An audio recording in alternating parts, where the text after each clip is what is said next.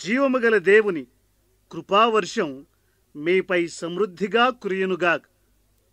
సంపదలకు గని అయిన పరిశుద్ధ గ్రంథమును గురించి ఈ దినాన తెలుసుకొందాం.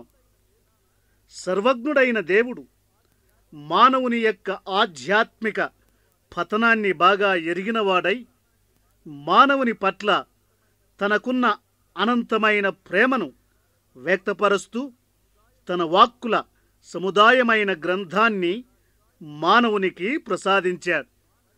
దీనినే పరిశుద్ధ బైబిల్ గ్రంథమని అంటారు. బైబిల్ అను మాటకు గ్రీకు భాషలో పుస్తకము లేక గ్రంథము అని అర్థం. బిబ్లియాన్ అనే పదానికి బైబిల్ శబ్దానువాదం. ఈ గ్రంథములో దేవుని పవిత్ర విషయాలు, మానవ పారమార్థిక జీవిత సందేశం ఉండటం వల్ల దీనిని పరిశుద్ధ బైబిల్ అని పిలుస్తారు. బైబిలు అనే మాట ప్రపంచమందు అన్ని భాషల్లో ఒక నామవాచకంగా వాడబడుతూ ఉంది. దాన్ని పూర్తిగా తెలుగులోకి తర్జుమా చేసి పరిశుద్ధ గ్రంథం అని పిలుస్తారు. అయినా బైబిల్ అనే పదముతోనే ఈ గ్రంథం తరచుగా పిలువబడుతూ ఉంది. బైబిల్లో 2 భాగాలున్నాయి.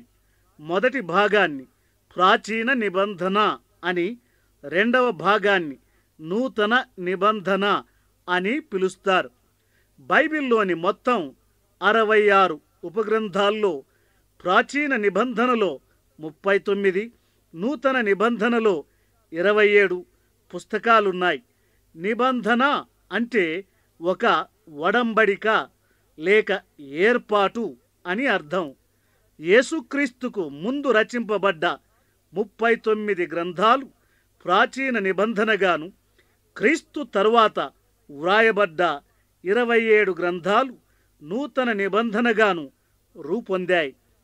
ప్రాచీన నిబంధనలో దేవుడు యూదులు అన్న జనాంగానికి తాను అనుగ్రహించిన పారమార్థిక సందేశాన్ని, నూతన నిబంధనలో యేసుక్రీస్తు అను దైవ అవతారమందు దేవుడు మానవాళికి అనుగ్రహించిన రక్షణ మార్గాన్ని గూర్చి వ్రాయబడి ఉంది. పరిశుద్ధ గ్రంథము యొక్క చరిత్ర బహు వింతైనది. ఈ గ్రంథమంతా సంపూర్ణ రూపు దాల్చుటకు 1600 సంవత్సరాలు పట్టింది.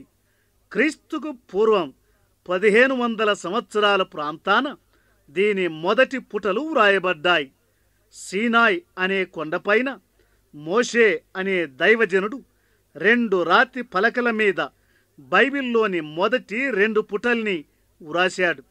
వీటిని 10 ఆజ్ఞలని తెలుగులోను, 10 కమాండ్మెంట్స్ అని ఇంగ్లీష్లోనూ అంటారు. ఈ 10 ఆజ్ఞలు నిర్గమకాండం అనే పుస్తకములోని 20వ అధ్యాయములో వివరించబడ్డాయి. బైబిల్లోని చివరి గ్రంథాన్ని ప్రకటన గ్రంథం అని అంటారు. ఈ గ్రంథం క్రీస్తు శకము 1వ శతాబ్దపు చివరి కాలములో వ్రాయబడింది. ఈ 1600 సంవత్సరాలలో బైబిల్లోని 66 ఉపగ్రంథాలు దాదాపు 40 మందికి పైబడిన రచయితలచే వ్రాయబడ్డాయి. ఈ రచయితలలోని వైవిధ్యం ఆశ్చర్యకరంగా ఉంటుంది. వీరిలో పండితులు, కవులు, ప్రవక్తలు, యాజకులు, గాయకులు, రాజులు, సామాన్య కార్మికులు, చివరికి కొందరు పామరులు కూడా ఉన్నారు. వివిధ భాషల్లో, వివిధ ప్రాంతాల్లో, వివిధ పరిస్థితుల్లో ఈ రచయితలు దైవ ఆత్మ ఆవేశులై దైవవాక్కులను రచించారు. కాలములో, రచయితల్లో, పరిస్థితుల్లో, భాషల్లో ఎంత తేడా ఉన్నా బైబిల్ గ్రంథం అంతా ఒకే విషయముతో, ఒకే స్వరముతో, ఒకే సంకల్పముతో ప్రకాశిస్తూ ఉంది. పరిశుద్ధ బైబిల్ గ్రంథం ముఖ్యంగా 2 ప్రాచీన భాషల్లో వ్రాయబడింది.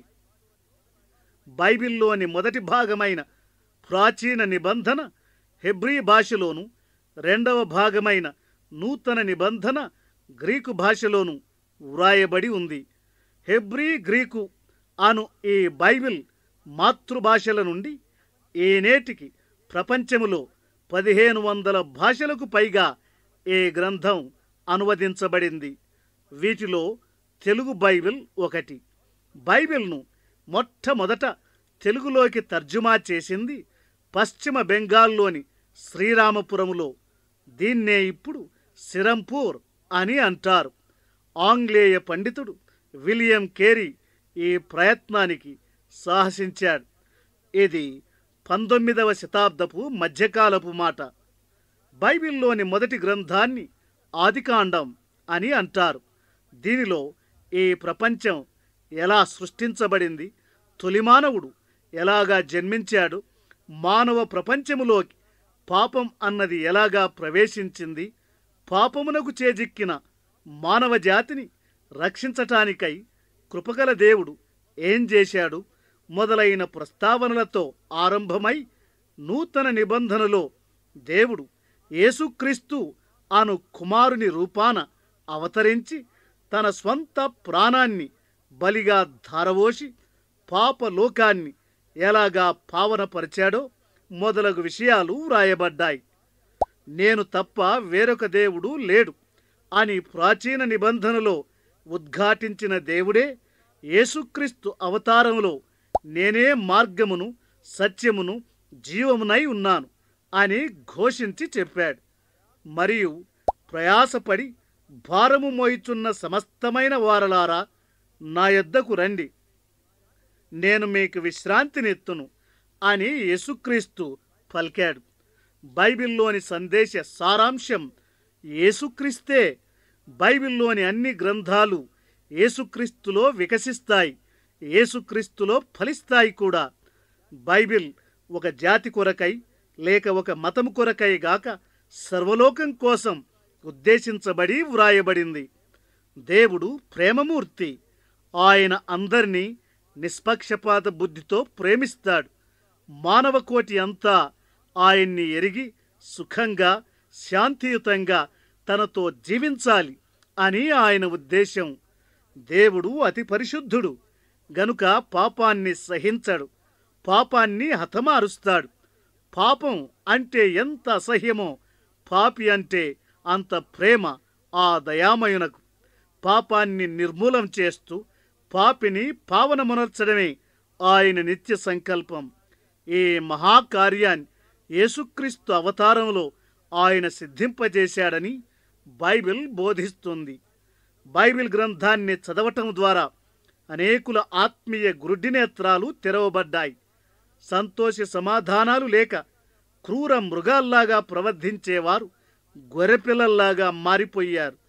చివరికి హంతకులు సహితం దేవుని ప్రియమైన భక్తులుగా మారిపోయారు. ప్రియమైన స్నేహితుడా, సోదరి, నీవు కూడా ఇట్టి గ్రంథాన్ని చదివి లేదా ఈ గ్రంథములోని దైవోపదేశములను విని అందులోని సారాంశమైన యేసుక్రీస్తునందు విశ్వసించమని ప్రేమతో అభ్యర్థిస్తూ ఉన్నాను.